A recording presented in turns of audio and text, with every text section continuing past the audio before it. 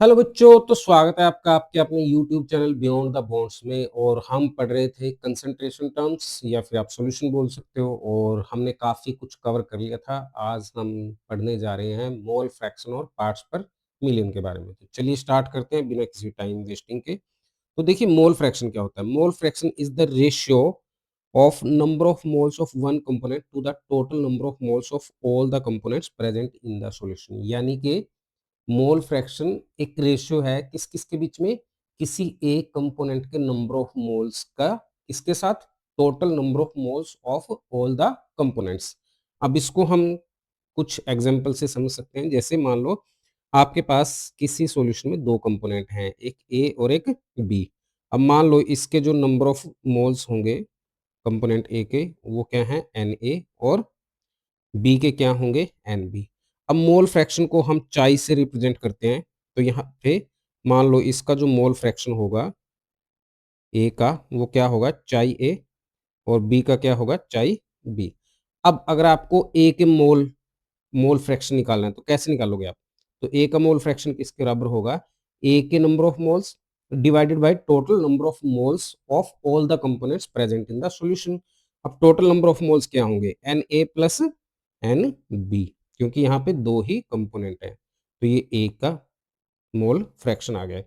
इसी तरीके से अगर आपको बी का मोल फ्रैक्शन निकालना है तो किसके बराबर आ जाएगा, N B divided by N A plus N B. तो ये बी का मोल फ्रैक्शन आ गया है।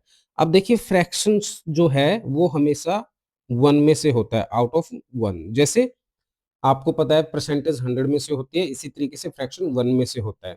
तो इसका मतलब क्या है कि जब भी आप सभी मोल फ्रैक्शंस को आपस में ऐड करोगे तो आपके पास जो वैल्यू आएगी वो इक्वल टू 1 होगी। तो यहाँ पे आप इसको प्रूफ भी कर सकते हो। जैसे अगर मैं एक्स ए को एक्स बी के साथ ऐड करता हूँ तो मेरे पास क्या आएगा, ये बराबर आ जाएगा N A divided by N A plus N B plus N B divided by N A plus N B. तो यहाँ से मेरे पास N A plus N B जो है वो एलसीएम आ गया। जब मैं इसको डिवाइड करूंगा तो 1 आ जाएगा, 1 को एन से मल्टीप्लाई करूंगा, एन ए। इसी तरीके से यहाँ पे मेरे पास क्या आ जाएगा, एन बी। तो यानी कि ये बराबर आ गया। अब इसको डिवाइड करेंगे तो 1 आ जाएगा। तो यहाँ से हमने देखा कि एक्स ए प्लस एक्स बी का सम जो है वो किसके बराबर आ गया, 1 के। और इस तरीके से अगर आपके पास बहुत सारे कंपोनेंट्स हैं और उनका मोल फ्रैक्शन का सम अगर आप निकालोगे तो वो भी हमेशा 1 के बराबर ही आएगा। फॉर एग्जांपल लेट्स से अपने पास एक कंपोनेंट है 1 जिसका मोल फ्रैक्शन x है, 2 का x2 है, 3 का x3 है, एंड सो ऑन। आपके पास बहुत सारे हैं। तो जब आप इन सबको ऐड करोगे तो आपके पास सम हमेशा 1 ही आएगा। चलिए अब एक क्वेश्चन से हम इसको देख लेते हैं। तो आपके पास क्वेश्चन है, ए solution contains 2 moles of ethanol. एक सॉल्यूशन में 2 मोल्स इथेनॉल के हैं, 8 मोल्स वाटर के हैं। तो आपको find the mole fraction of each component. आपको हर कंपोनेंट का मोल फ्रैक्शन निकालना है। तो यहाँ पे हमें गिवन क्या है, हमें गिवन है इथेनॉल के नंबर ऑफ मोल्स जिसको हम एन से रिप्रेजेंट कर देते हैं, और आपको वाटर के नंबर ऑफ मोल्स गिवन है जिसको हम एनएच से रिप्रेजेंट करते हैं, जो किसके बराबर है, 8 के। अब आपको निकालना क्या है, आपको निकालना है mole fraction of ethanol and mole fraction of water. Ethanol का मोल फ्रैक्शन अगर आप निकालोगे तो क्या आएगा, हमें पता है मोल फ्रैक्शन ऑफ इथेनॉल किसके बराबर आएगा, number of moles of ethanol divided by number of moles of ethanol plus number of moles of water. अब इथेनॉल के नंबर ऑफ मोल्स क्या है, 2, और यहाँ पे इथेनॉल के नंबर ऑफ मोल्स 2, वाटर के 8। तो 2 प्लस 8 यानी कि अपने पास आ जाएगा 2/10 विच इज इक्वल टू 0.2।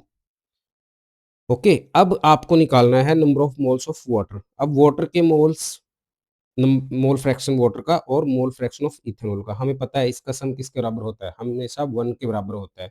तो अगर आपको वाटर का मोल फ्रैक्शन निकालना है तो हम क्या करेंगे, 1 में से mole fraction of ethanol minus कर देंगे। तो हर बार हमें मोल फ्रैक्शन निकालने की जरूरत नहीं है। अगर आपको मान लो 3 मोल फ्रैक्शन निकालने हैं तो 2 आप निकाल सकते हो, तीसरे को 1 में से माइनस करके निकाल सकते हो। तो इस तरीके से अगर मैं मोल फ्रैक्शन ऑफ वाटर निकाल लूंगा तो वो आ जाएगा मेरे पास 1 minus mole fraction of ethanol, यानी कि 1 माइनस 0.2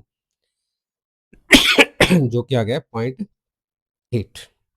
अब इसी तरीके से जैसे मोल फ्रैक्शन था, इसी तरीके से मास फ्रैक्शन होता है। तो मास फ्रैक्शन क्या है, mass fraction is the mass of given component per unit mass of the solution, यानी कि टोटल सॉल्यूशन में किसी एक कंपोनेंट का कितना मास है उसी को बोलते हैं मास फ्रैक्शन। तो इसको मान लो आपके पास अगेन आपके पास दो कंपोनेंट हैं, एक ए है और एक बी है। तो हम यहाँ पे देख लेते हैं मास ऑफ ए का मास मान लो क्या है, डब्ल्यू है, ए है, और बी का मास क्या है, डब्ल्यू बी। तो मास फ्रैक्शन को हम मान लो रिप्रेजेंट कर रहे हैं एम से, एम एफ से। तो यहाँ पे मास फ्रैक्शन ऑफ ए ये किसके बराबर आ जाएगा, एम एफ ए होगा मान लो, और बी वाले का क्या होगा, एम एफ बी। अब अगर आपको एम एफ ए निकालना है तो वो किसके बराबर आएगा, ऊपर तो आप क्या लिखोगे, ए का मास लिखोगे और नीचे टोटल मास लिखोगे सॉल्यूशन का। अब सॉल्यूशन में आपके पास क्या है, एक ए है एक बी है, तो दोनों का जब मास आप प्लस कर दोगे तो आपके पास क्या आ जाएगा, सॉल्यूशन का मास आ जाएगा, यानी कि अपने पास ये बन गया। इसी तरीके से अगर आपको एम एफ बी निकालना है तो किसके बराबर आ जाएगा, वो बराबर आ जाएगा W B divide by W A plus W B.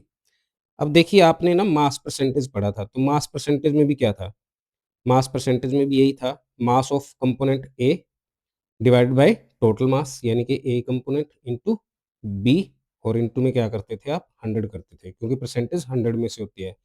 तो मास फ्रैक्शन में और मास परसेंटेज में सिर्फ इतना डिफरेंस है कि यहाँ पे परसेंटेज में आप 100 लगाते हो और मास फ्रैक्शन में आप 100 नहीं लगाते हो, यहाँ पे 1 लगाते हो। तो यानी कि जब चीज़ 100 में से है तब वो परसेंटेज कहलाती है, अगर वो 1 में से है तब वो क्या कहलाती है, फ्रैक्शन कहलाती है। तो इतना सा डिफरेंस है। आई होप आपको मास फ्रैक्शन समझ में आया होगा। अब बात करते हैं आगे पार्ट्स पर मिलियन की। अब देखिए पार्ट्स पर मिलियन जो है ये कब यूज किया जाता है, ये यूज किया जाता है for very very dilute solutions. अब डाइल्यूट सॉल्यूशंस का मतलब क्या है, जब सोल्यूट की कंसंट्रेशन सॉल्यूशन के अंदर बहुत ज्यादा कम होती है उसको आप बोलते हो डाइल्यूट सॉल्यूशन। यानी कि कहने का मतलब क्या है, when amount of solute is very very less, जब सोल्यूट की अमाउंट सॉल्यूशन के अंदर बहुत बहुत ज्यादा कम होती है तब हम क्या यूज करते हैं, पार्ट्स पर मिलियन, और जिसको पीपीएम से रिप्रेजेंट किया जाता है। अब पार्ट्स पर मिलियन क्या है, ये है number of parts of the solute present in 1 million part of the solution, यानी कि 1 मिलियन पार्ट ऑफ सॉल्यूशन के अंदर कितना पार्ट्स ऑफ सोल्यूट प्रेजेंट है उसी को हम क्या बोलते हैं, पार्ट्स पर मिलियन बोलते हैं। अब इसको थोड़ा सा इस तरीके से समझ सकते हो, मान लो आपके पास एक सॉल्यूशन है जो कि कितना है 10⁶, यानी कि 1 मिलियन पार्ट्स हैं। इस इतने सॉल्यूशन के अंदर कितना अमाउंट सोल्यूट का प्रेजेंट है, that is known as parts per million. अब समझते हैं कि पार्ट्स का मतलब क्या है। देखिए पार्ट का मतलब कुछ भी हो सकता है, ये हो सकता है आपका वॉल्यूम, और ये क्या हो सकता है, मास हो सकता है।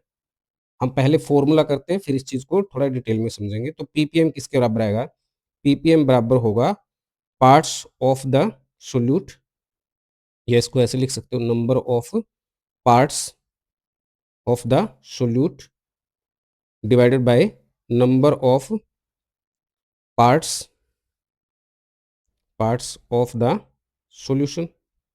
अब क्योंकि ये किस में से है, 1 मिलियन में से है, तो आप क्या करोगे, 10⁶ से मल्टीप्लाई कर दोगे। जिस तरीके से आपने मोलैरिटी में यहाँ पे 1 लीटर में से थी मोलैरिटी, तो आप क्या करते थे, 10⁻³ से मल्टीप्लाई करते थे अगर आपका सॉल्यूशन का वॉल्यूम ml में था। तो यहाँ पे भी आप क्या करते हो, 10⁶ से मल्टीप्लाई करते हो।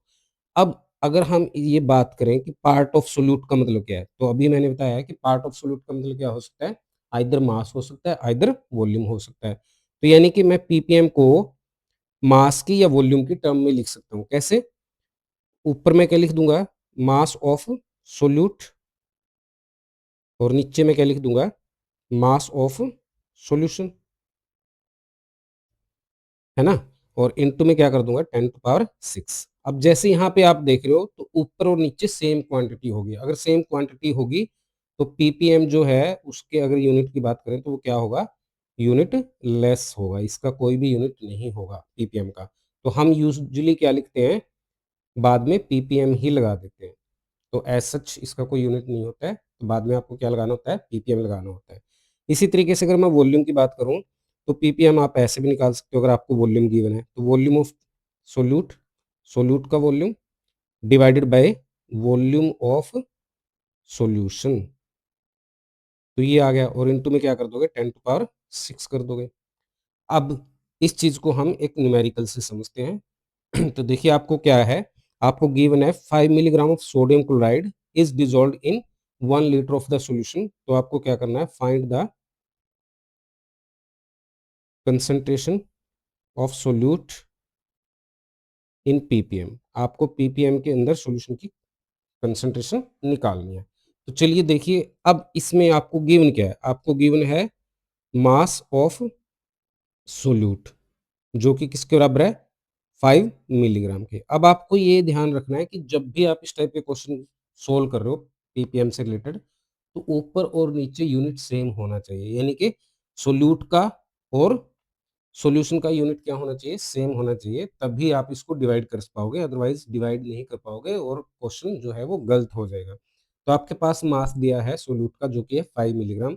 आप चाहो तो इसको मिलीग्राम में प्रोसीड कर सकते हो, आप चाहो तो इसको ग्राम में कर सकते हो। अगर मैं इसको ग्राम में कन्वर्ट करता हूँ तो मैं 10⁻³ से मल्टीप्लाई कर दूंगा तो इतने ग्राम आ जाएगा। अब हमें गिवन क्या है, हमें गिवन है 1 लीटर ऑफ वाटर, यानी कि आपने 1 लीटर वाटर में डिसोल्व किया है, तो यानी कि मुझे गिवन है वॉल्यूम ऑफ सॉल्वेंट। तो मुझे वॉल्यूम ऑफ सॉल्वेंट गिवन है, वॉल्यूम ऑफ सॉल्वेंट जो कि कितना है, 1 लीटर है। 1 लीटर को आप कितना लिख सकते हो, 1000 ml लिख सकते हो। अब यहाँ पे एक चीज देखिए आप, जो सॉल्वेंट है वो 1 लीटर है और उसके अंदर आपने 5 मिलीग्राम सोडियम क्लोराइड मिलाया है, यानी कि हम ये बोल सकते हैं कि जो सोल्यूट है, अमाउंट ऑफ सोल्यूट है, amount of solute is very very less, बहुत बहुत ज़्यादा कम है। इतनी ज़्यादा कम है कि ये सॉल्यूशन में के वॉल्यूम में कोई खास कंट्रीब्यूट नहीं करेगा। तो हम ये बोल सकते हैं कि जो वॉल्यूम होगा सॉल्वेंट का, वॉल्यूम ऑफ सॉल्वेंट, वो लगभग किसके बराबर होगा, वॉल्यूम ऑफ सॉल्यूशन के बराबर ही होगा, है ना। तो यानी कि हमें पता है सॉल्वेंट का वॉल्यूम कितना है, 1000 ml है, तो आपके सॉल्यूशन का वॉल्यूम भी कितना आ जाएगा, 1000 ml ही आ जाएगा, क्योंकि 1000 ml में आपने 5 मिलीग्राम कोई चीज डाल दी तो हार्डली कोई डिफरेंस आएगा, कोई वॉल्यूम में खास फर्क नहीं पड़ेगा। अब हमें ये भी पता है कि डेंसिटी ऑफ वाटर कितनी होती है, डेंसिटी ऑफ वाटर जो होती है वो 1 ग्राम पर ml होती है। अब यहाँ पे आपने बहुत कम सॉल्वेंट डाला, सोल्यूट डाला है, तो अगेन डेंसिटी पे कोई खास फर्क नहीं पड़ा है, तो हम इसको मान सकते हैं कि जो आपका सॉल्यूशन है उसकी डेंसिटी वाटर की डेंसिटी के बराबर है। तो हम ये भी चीज यहाँ पे आपको मान के चलनी पड़ेगी, डेंसिटी ऑफ वाटर जो है वो किसके बराबर है, डेंसिटी ऑफ सॉल्यूशन के बराबर है, डेंसिटी ऑफ सॉल्यूशन।